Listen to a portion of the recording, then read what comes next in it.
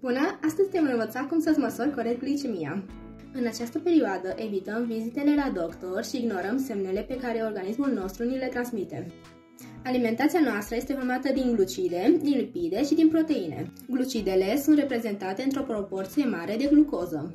Glicemia reprezintă concentrația plasmatică a glucozei în sânge și are valori cuprinse între 65 și 110 mg pe decilitru de sânge.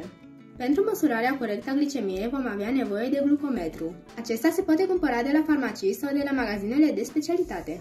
Pentru a ne măsura corect glicemia avem nevoie de glucometrul, care este un dispozitiv care ne arată valoarea glucozei în sânge, lanțetele și dispozitivul de înțepare, cu el facem începătura în pulpa degetului, benzile de testare care se găsesc la orice farmacie, acestea se inseră în aparatul nostru și ne arată valoarea glicemiei. Vom introduce acul în dispozitivul de înțepare.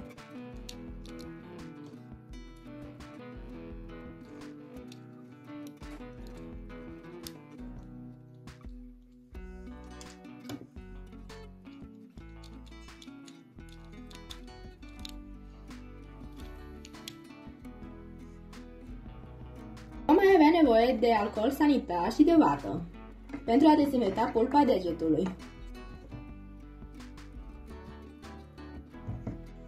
Introducem banda de testare în glucometru și ar trebui să pornească. Acum vom efectua o înțepătură în pulpa degetului.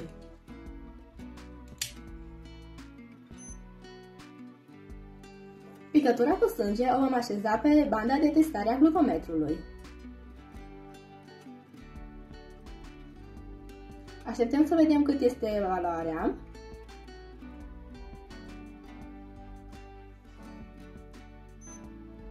Valoarea este 105, ceea ce se încadrează în limitele normale.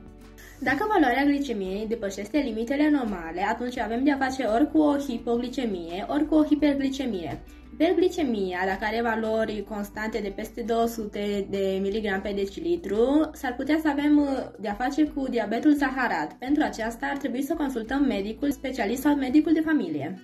Sper că acest videoclip te-a ajutat și îți doresc multă sănătate!